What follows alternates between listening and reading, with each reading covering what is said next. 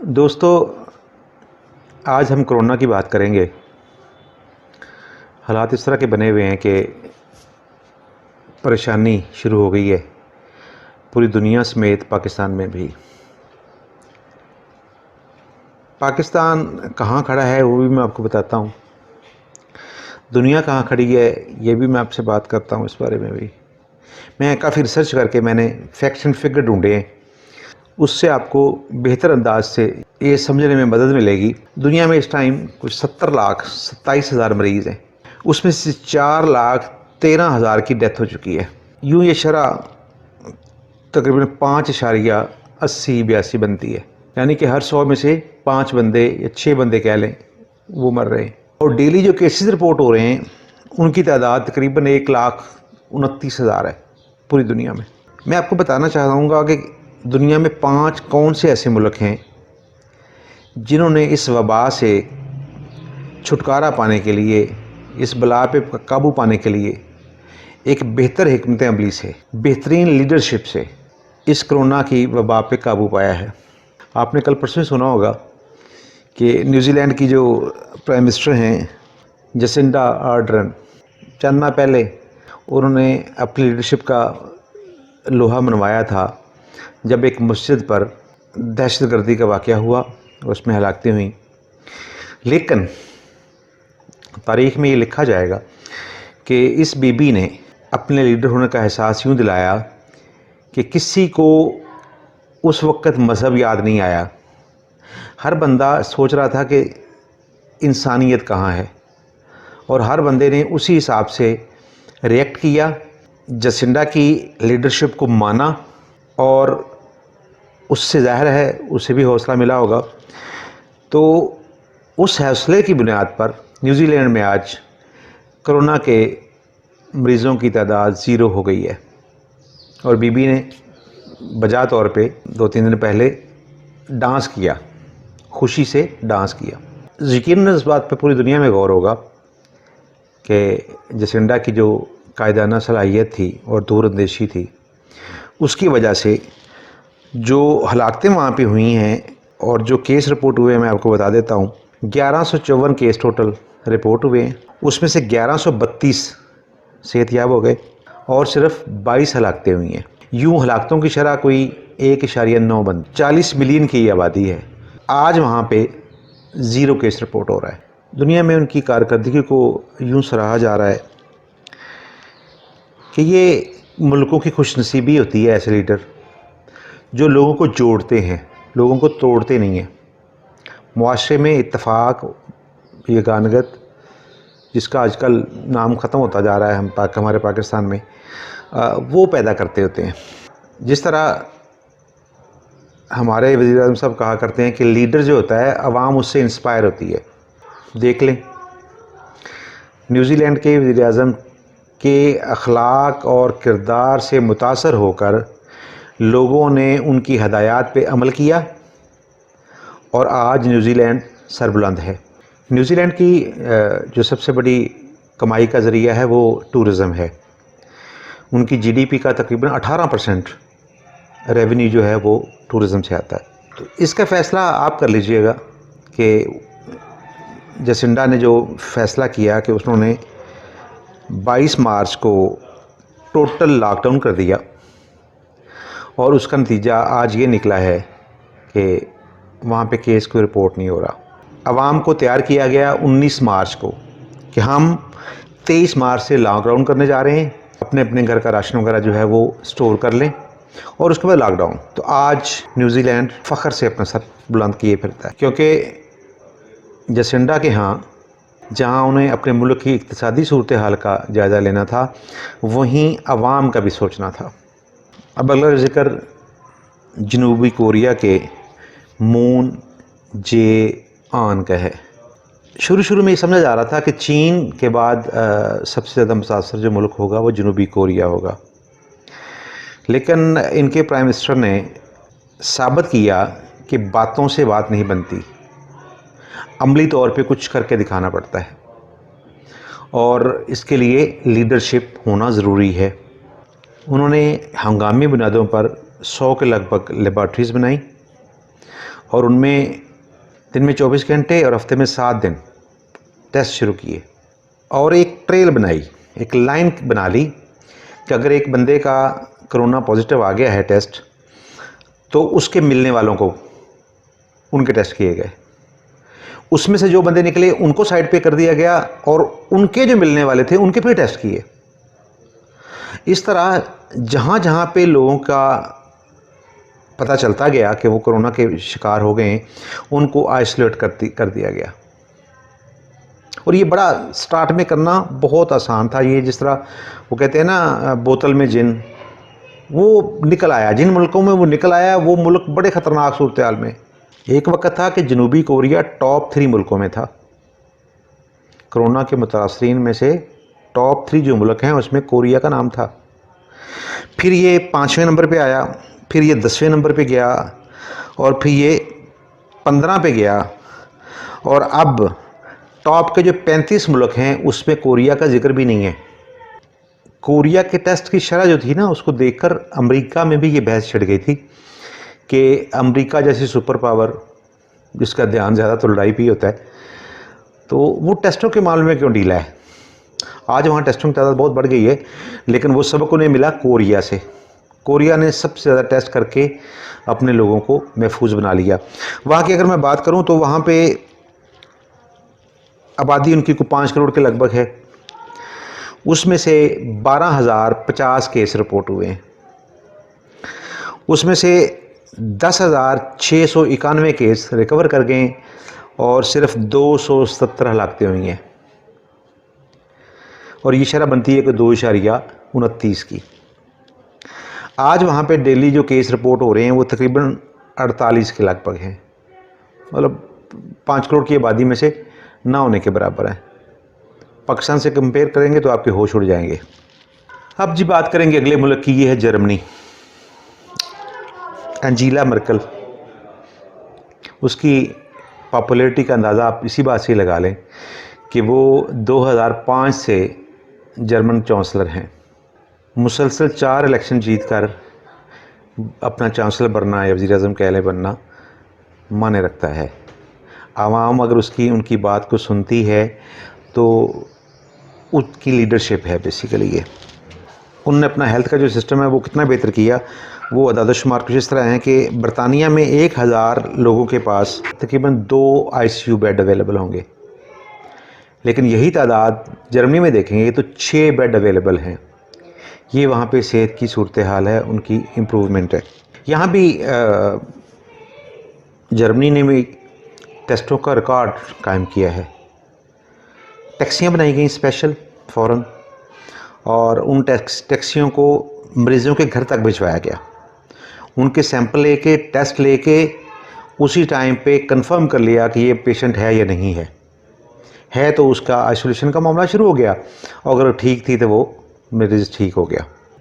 और ये बता दूं तो आप हैरान हो जाएंगे कि एक हफ़्ते के अंदर 3.5 लाख टेस्ट किए गए।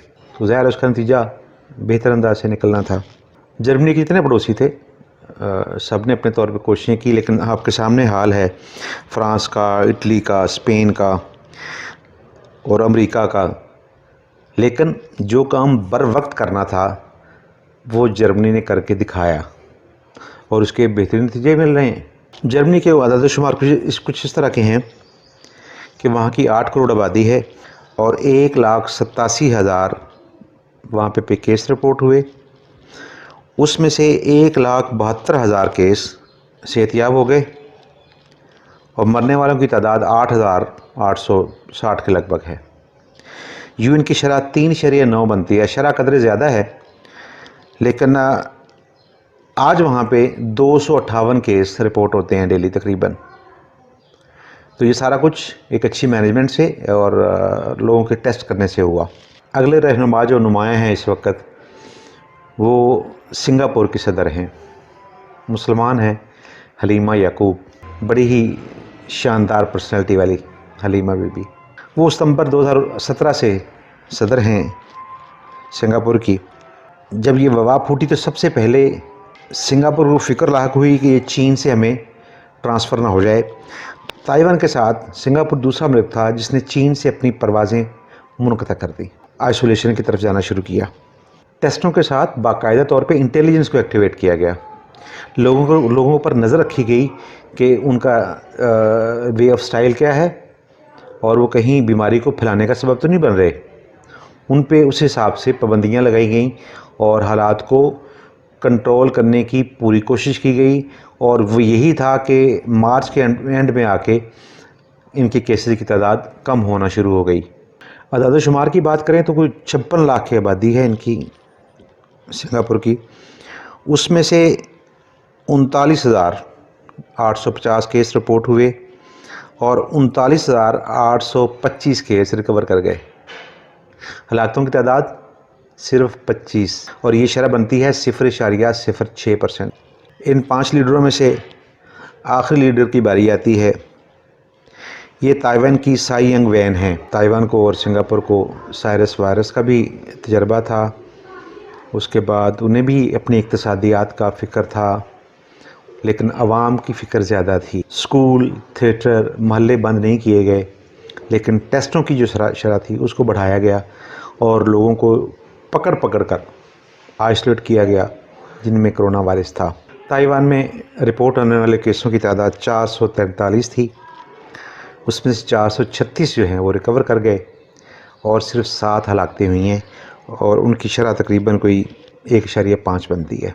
इक्तिसादियात की बात करने वालों के लिए सबक है इसमें कि ताइवान ने ना सिर्फ अपनी तिब्बी ज़रूरियात को फ़ौरन पूरा किया, बल्कि दुनिया में एक अच्छी मार्केट समझते हुए इससे मुतल्लिक़ जितने मास्क वगैरह थे, पर्सनल प्रोटेक्शन इक्विपमेंट था और दूसरी चीज़ें थी, वो हंगामी तौर पे बनानी शुरू कर दी और उनकी एक्सपोर्ट पे तवज्जो दे दी।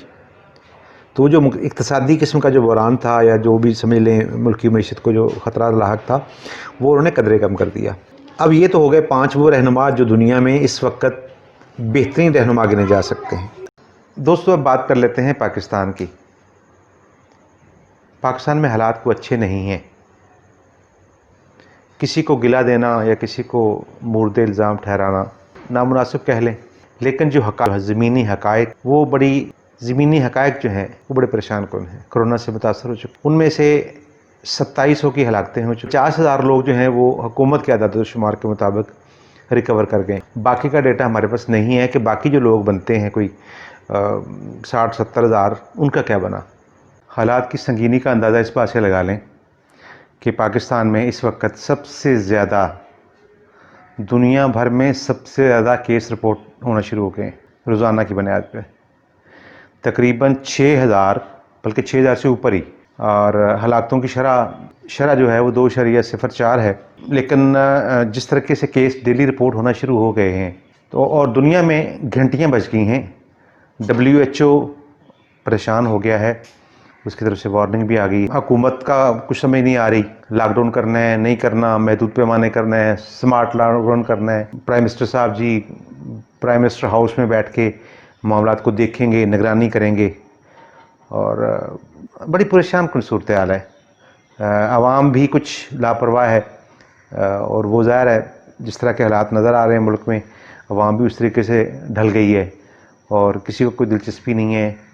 जिसके घर में कोई मर जाता है उसे परेशानी है, बाकी माशाल्लाह किसी को भी कोई परेशानी नहीं है, किसी को कुछ पता नहीं है। आपने देखा होगा कि प्राइम मिनिस्टर साहब इस पर बहुत ज़्यादा तकरीरें करते हैं, बहुत ज़्यादा इजलास करते हैं। इस कोरोना के दौर में मेरा ख़्याल है कि कोई 15-20 इजलास हो चुके हैं काबीना के और कोई 15-20 तकरीरें हो चुकी हैं। डेली बयान आते हैं वज़रा के, हम ये कर देंगे, हम वो कर देंगे, हमने तैयार किया हुआ है, हमने अज़म किया हुआ है, लेकिन प्रैक्टिकली ग्राउंड पे देखा जाए तो कुछ भी नहीं है। गैर मुल्की इमदाद आ रही है, कुछ पता नहीं है और लोगों में बड़ी चहमगोई है इस मामले में कि जी इमदाद के नाम पे ये अदाद शुमार ट्विस्ट किए जाते हैं। कुछ नहीं कहा जा सकता। जिस तरह का माहौल बना हुआ है इसमें सब कुछ मुमकिन है। लोगों की वीडियोज़ आ रही हैं, लोग चीख रहे हैं, मरीज़ रो रहे हैं, ऑक्सीजन सिलेंडर नहीं है, ICU नहीं है, ना जाने तरजीहात क्या हैं। तरजीहात तो बहुत दूर की बात, हमें सिमत ही नहीं पता चली। 2 साल हो गए गवर्नमेंट को। दुनिया में अगर आज पाकिस्तान सबसे बड़ा मुतासर मुल्क है तो जान लीजिए कि दुनिया में सबसे ज़्यादा भीख मांगने वाला मुल्क भी पाकिस्तान बन चुका है। दुनिया में किसी मुल्क ने इस बहरान से बचने के लिए इमदाद की अपील नहीं की सिवाय पाकिस्तान के, और इमदाद मिल भी रही है। वो जा कहाँ रही है कुछ पता नहीं है। मुल्क में जो कोरोना से मुतल्लिका सामान की ज़रूरियात हैं वो पूरी नहीं हैं। चीन से तकरीबन हर रोज़ एक जहाज़ आ रहा है, वो सामान किधर जा रहा है? मैं अगर जिस हद तक मुझे इल्म है, मैं आपको अगर पंजाब की सूरत हाल बताऊँ तो पंजाब के जो अस्पतालों में BHUs में एक एक किट दी गई है। एक मास्क, एक वो गाउन साहिब सैनिटाइज़र, छोटी सी साबुन की टिक्की और एक बॉक्स मास्क। ये एक तकरीबन 20 रुकनी जो स्टाफ है एक बेसिक हेल्थ यूनिट का, उसको एक किट दी गई है। अस्पतालों के पास और अमले के पास किट नहीं है तो आम लोग क्या तवक्को करे? हमें क्या गरज है कि हमारे एक्सपोर्ट के आर्डर हमें मिल गए हैं जी, हम जिसे वो बना रहे हैं जी, वेंटिलेटर बना रहे हैं, हमने बना लिया है, हम दवाई बना रहे हैं जी, दवाई नहीं बनेगी जी। किसी का कोई, मैं अगर बयानों की तरतीब लगा के आपको शेयर करूँ तो आप हैरान रह जाएंगे। मजाक समझा हुआ है। चलें अल्लाह से दुआ ही करते हैं। आज का ये पैकेज यहीं पे ख़त्म करता हूँ और आपके लिए इतला है कि मैं भी सस्पेक्ट हुआ हूँ, तो मेरे लिए भी दुआ कीजिएगा, अल्लाह ताला आसानी फरमाए और इस मुल्क पे भी, इस मुसलमानों पे भी, सारी दुनिया पे इस वबा से अल्लाह ताला छुटकारा दे दे। वही बड़ी एक बंदे ने पोस्ट पिछले दिनों लगाई कि अल्लाह मियाँ एक बारिश बरसा दे, उसमें सैनिटाइज़र हो, पूरी दुनिया उसमें से धुल जाए। लेकिन अमाल हमारे ऐसे नहीं है, हम इस काबिल नहीं है। ये अज़ाब आने की वजह भी यही है, हमारे अमाल ही हैं। तो दुआओं में असर होता है, अल्लाह ताला से दुआ मांगनी चाहिए, अल्लाह ताला रहम कर दे हम पे। लेकिन फ़ीस माना जो सूरत हाल है वो परेशान कुन है। बहुत शुक्रिया।